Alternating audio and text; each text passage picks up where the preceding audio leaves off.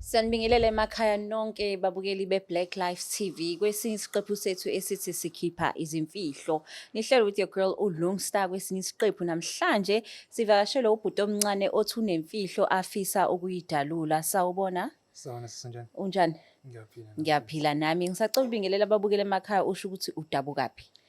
Sanibona. Igama ke engathwala nekhaya Lungani isibongo kaJwili. Lungana ngilibuzanga igama ngithe udabukaphi. Oh.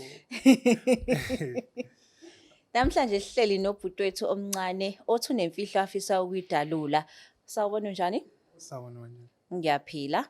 Ngicela ukubuza ukuthi ngisacela ubingelela abantu emakhaya mase uyasho ukuthi udabukaphi.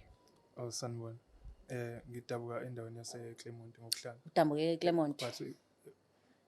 Bathi? Ngidabuka khona eClermont. Ngizalelwa khona. Wazalelwa eClermont. Yebo. Okay.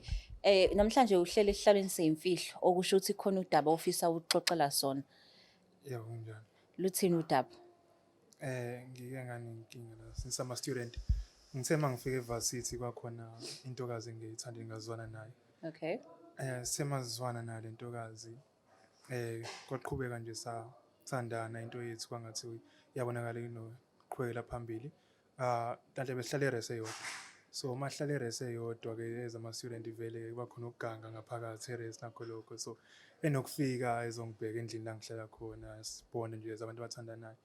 Ekuhambeni kwesikhathi ngibe sengithola ukuthi uyajola and ekujoleni kwakhe ujola ne-lecture ebengizwana nayo ngenxa yokuthi ama-grades ami ekhona bengifisa ngisize khona. So wathi ngelinye ilanga engivakashelile as mina kwi-flow yami erese iflow yami sekugcineni awakhala lapha nendawo amantombazane ehlukaniswe abafana namantombazane. Okay. So ekufikeni kwakhe ezongivakashela ngase sahlala kwangena i-call. Mangena i-call angafuni ukuyibamba aqala nqaba ukuyibamba. Okay. Ngibe sengimtshela ukuthi akayibambe i-call ayikho inkinga because vele nje si-open ngekho into esiyifihle. Me enqaba ukuyibamba i-call ngigcine ngiphoqelekile ukuthi ayibambe. Mayibamba i-call angayibambele eduze kwami. Ayoma ngasewindini. Mayema ngasewindini ebambeni le-call yakhe. Ngilizwi mina umuntu okhuluma ngangifuna ukuzizwa mangisondela ngilizwi ukuthi cha ivoice lo muntu athi ngiyalazi. Yalazi lelizwi. Ngiyalazi lelizwi and lelizwi leli elale lecture le engizwana nayo because ngangiclose ngale ndlela ukuthi asinokuxoxa nje abafana ke bayashesha ukuzwana. Yeah. Manje because le lecture i-close to-IGH ayikho indlela yakho nginathi. Yabo so ngilizwi lelisa no muntu ngiyamazi and mangimconfront ngaleyo nto ngimbuza anganginikeza impendulo straight. Yabo akhombise nje ufuna ukulwa abe nezimpikiso. So sibange le phone ngifuna ukubona inamba ukuthi angikhombise inamba agcine enqabeni kwakhe ngigcina mina sengiba nengxabano ekubona ukuthi ngingxabano ukuthi ngiyamphusha njengoba ngasewindini aphume ngewindi awele phansi emgaqweni ngoba iwindi lami ngasemgaqweni. So but into engayisho kubantu angisho ukuthi waphusha yimina nasemndenini wakhe ngathi mina uyena owayibulala. Imake ekumphusheni kwakho wawuqondile vele ukumphusha noma kwenzeka iphutha nilo. Kwenzeka iphutha silo because asixabana sibanga indawo yefoni sibanga ukukhuluma nephama nezandla nayo yonke into le. So ngangithi ngiyamzama umbamba mina ngifuna ukuthatha ifoni la esandleni kuyena ngase ngimphusha kanjalo ngephutha. Wasephushanga. So washona. Washona kanjalo. Manje uma nebuya kumina ngephupho engihlupha ethi angitshela umndeni wakhe ukuthi kwenzakalani ngikhuluma iqiniso kubona. So kubazali wathini? Ngathi mina yena wayibulala. Yena uyibulele? Yeah. So abazali bahleli la behleli khona and bazi ukuthi ingane yabo yayibulala. Kanti yaphusha kuwena ngephutha nibanga ifoni. So le lecture le othi uyijwayele ayikaze i-approach isho ukuthi kena ayibo sike sajola nomuntu wakho. No bengakazi. Wena uke waya kuyena? Ngenxa indlela izinto ezenzeka ngayo nanokuthi phezulu kwesimo sokuthi unembeza wangishana ukuyisola after lento eyenzeka kuyena. Ngabe sengibani ngingabazi izinto engikwana nabazali bakhe ngakwazanga ukudisclose kwenzakalani. Indlela engave ngaphelela amandla ngayo because ngangimthanda kakhulu. So ezinye izinto ngavele ngayivalela ngaphakathi lolo ndlela ngohlobo lolo. So ngoba uthi kena ukuhlupha ngamaphupho kwenzakalani nje emaphusheni? Uyafika mhlawumbe esinye isikhathi ube ngathi umuntu okhona athi ngihambe nje kwento eqiniso ube ngathi mhlawumbe obufika ngendlela eziningi nje yabo athi ngitshela abazali bakhe iqiniso esinye isikhathi ngikwazi ukushona ukufocus nje naseklasini yemanje indlela afika nabo ngathi ukhona nje phambi kwami. Umbona naphambi kwakhe eklasini? Oh okay. So manje ngoba wafihla le information mabevule icala ekhaya ngoba phela sekuzothiwa uqamba amanga vele wamphusha usukhuluma ngoba useyakubokela. Ukukhuluma iqiniso ekuzeni kwami la bengazi ukuthi into kanjalo ngase yenzeka ngoba ngiyakholelwa ekugcineni ukuthi amaphutha esiwenzayo kumele sithathe accountability kuyona. So I guess nami if kumele ngithathe accountability kuyona ngijudge for isenzo sami, kumele kube njalo kumele. Abazali bakho usufundile nawe uyafunda banethemba ukuthi-ke nayibo uyagraduate lo muntu soon. Uyabona iphupho labo nabo liyashabalala. Nalo omunye kubo kuzothiwa hawu umfana ade simthembe kangaka. I-lecture yona-ke, do you have any plans ukuthi uhambe uyokhuluma naye umazisi ukuthi ubuwazi ukuthi wayijola nomuntu wakho and kuze kwenzeke lento kwakubangwa yena? As kunama-procedures ey'koleni, I think ekugcineni naye kumele thatha accountability because ekugcineni naye ube yingxenye yale ndaba le. So I think bengizoyi-report esikoleni nakhona ukuthi kwenzakalani because nakhona yake yayi-case lento esikoleni. Base-ke due to information engekho kakhulu bazi ukuthi wayeyiphosile babengazi ukuthi yimini. I think because asingaphelele isitori. So wena wadila kanjani-ke ne-loss udliwa yicala lokuthi uyazi kwenzakaleni ekhaya ba-receive esinye istory and nasi simo udile kanjani? Kona bekunzima kuyikona ukuthi ngenxa ukuthi umndeni usazilile because bengifisa ukukhuluma iqiniso but bengengikwazi ukufika kuyona uma wakhe esazilile esasendlongweni ngifike ngimtshela cha yimina khona nami ngishawa nembeza ngisaba yabo ngase kwenzeke kumina. Kona nje ukukhuluma iqiniso bekunzima namanje ezinye izinto ngisabona kuyisola kakhulu ngisenze ngasense. No, ngiya-understand. So lolu daba namhlanje-ke sifonela ba?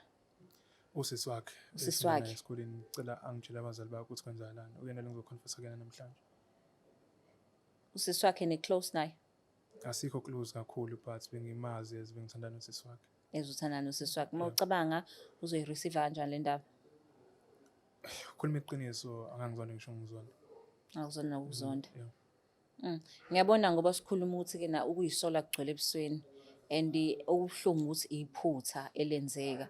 Manje futhi usuzobuka ngathi-ke na u-guilty ngoba walifihla iqiniso ukuthi kwenzakaleni. Ngoba phela umuntu angeyafika athi-ke naye uyibulele emva lokho useyangipokela hayi mina ongamphusha kodwa kwakuyiphutha. Uyabona ngisho noma eseyeza amaphoyisa asezoba nalokhu kodwa nje kwakwaqamba amanga. Sazi ngani ukuthi-ke namanje uqinisile. Kodwa-ke asithembe ukuthi uzokwazi ukudlula kuyona. Nanokuthi-ke namanje-ke asimthinte usisi wakhe simbikele lolu daba. I think naye uzothola ukukhululeka ngoba uhlezi eyibuza ukuthi kazi wayibulelelani umntakama. Ngoba phela I'm sure babe namaphupho babekhuluma njalo ukuthi mina ngifuna ukwenza ukuthi wena ufuna ukwenza ukuthi then the next thing useyibulala. Kodwa-ke hayi ungabi nalo kuvalo sizomthinta nje simchazele lolu daba.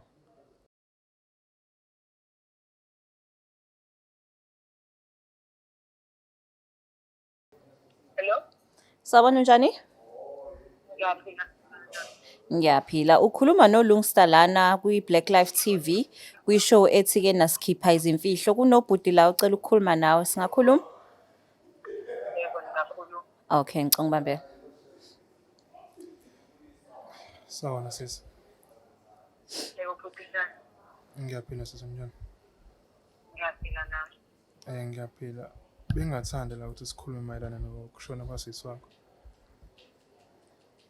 Okay. Kahle ngizocela ukuthi ungenzele i-favor okanye le. I-favor? Yebo. Ikanjani i-favor? Kunosizo lakho engilidinga kuwena because mina ngikwazi ukufinyelela kuleyo ndawo kepha wena wakwazi ungifinyelela khona. Okay. Khulumayo nglalela. Kahle njengoba nazi ekhaya ukuthi usisi wakho washona ukuthi yena wayibulala anginjalo. Hawu, kanti akayibulalanga kwenzakalani ngisho? Mina naye saba nengxabano res ekubeni kwethi nengxabano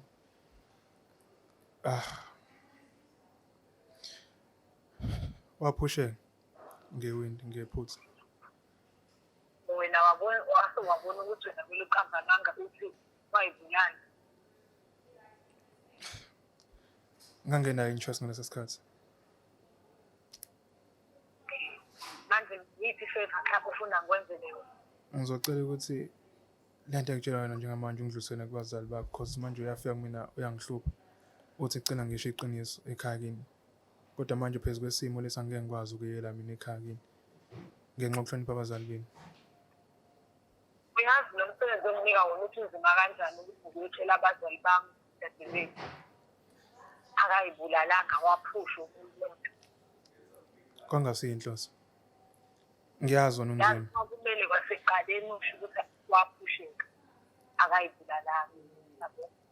Into ekumele iyenzeke ngibona ukuthi izohluza mina nawe ukuthi ngithathe mina sande nawe bazali usuke uyikhulile. Owamina uzoba nzima kubazali ukuthi ngithunywe usibambane uthi angizosho akayibulalanga. Manje kumele ichazele na yonke into engibazali. Ayibona sengisho. Ngiyakuzwa. And ngiyafisa ukwenza kanjalo. Kodwa manje inkinga ukuthi nasekhaya uqoba bazi ukuthi ngeke ngenze into kanje. And manje ukuya kwami ekhaya kini kungiphoqa ukuthi nami ngihambe nomuntu omdala. Ngoba ngeke ngikwazi ukukhuluma indaba kanje ngihamba ngedwa. Hayi kodwa ke nawe unesibizike abantu. Kumele nje nawe uhlale noma ngakho ungcono. Cele yena aphelezele izikhaya. Hayi ukuthi ngoba kuyimanje abazali bami banetrauma. Kuyimanje njengoba nami ngihleli ngihlala lapha eRest la ngifunda khona. Basaba ukuthi nami mhlawumbe ngisazoyithola. Kanti wena uthula uyazi ngiqinisele ukuthi wakuphusha isizwe. Sacela ungixolele. Angasiyinhloso. Ngikhulumisana.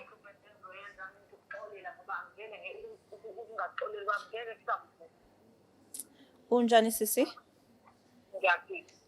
Uzizwa kanjani uzwa ukuthi akayibulalanga udadewenu ngoba ngiyazi phela itrauma yokuthi umuntu uyibulele uba nemibuzo eminingi ongakwazi ukuthi ithole impendulo. So ngoba uzwa kuthiwa waphusheka ngephutha uzizwa kanjani?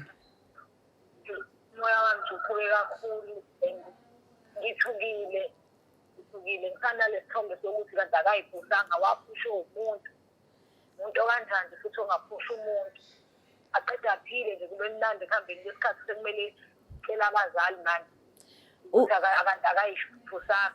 Uyasho ukuthi ke nakwakubangwa ifone kanti uzophusheka ewindini. Hayi kona nawe usho kanjalo akulungi ukuthi avele azivele kubazali. Kumele acela ukuphelezelwa noma uma wakhe uma mina ngikwazi ukukhuluma noma ngokuya ngathi. Okay. So angithi kuzokwenzeka mhlambe nivula icala ngalokho noma nizoyikhuluma niwumndeni. Angicabanga ukuthi ngikusasiza ukuthi sivule icala ngoba ukuvula icala ayikho bezokuzisa. Ayikho bezenza ukuthi dadewethu avuke endicala lo muntu ongasekho sometimes kuye ngasathethwa ngoba libuye ngabe ngasakho. Okay. Ukhuluma nje njengomndeni. Ngoba nifunda ndawonye uzokwazi umxolela naye. Hayi sazothatha isikhathi kodwa ngicela ngixolekile ngoba ukumbambela wami eqhubeni ngisebenza. Okay. No ngicela ngibambeleke athi ukukhuluma nawe kokugcina before sivala ucingo. Sangiphetha. Yebo. Sacela ungixolele futhi ongasiyinhloso. Njengoba wazi na ukuthi udadewenu angimthanda kakhulu. Kepha indlela izinto ezenzeka ngayo nami lesimo engamthola ekusona izinto ukuthola ukuthi uyangichithela nakhona ungithitheleni kwangithithela umuntu engimaziyo akubanga lula kumina. Ingakho izinto zogcina seyiphuma esandleni. Hayi lungile ngiyakuzwa manje la inkinga ngixolela. Kuzomele-ke sizame ukukhuluma nabazali bethu ukuze bekwazi bahlangane ukuze izophela yonke le nto ngisuka ngifane ngizofana. Okay kulungile ngiyabonga.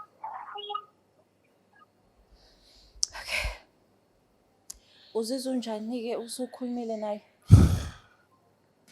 Kufani. Kuyaphefumuleka? Kuyaphefumuleka kufani. Nanokuthi-ke na ukuthathe ngomoya ophansi bengithi nje kuzoliwa. Ngihambe ngikulindele noko. Uthathe ngomoya ophansi wayithatha lento le wayenza ngathi yenzeka nakuyena. Nakuyena. Ukhombise nokuthi understand futhi.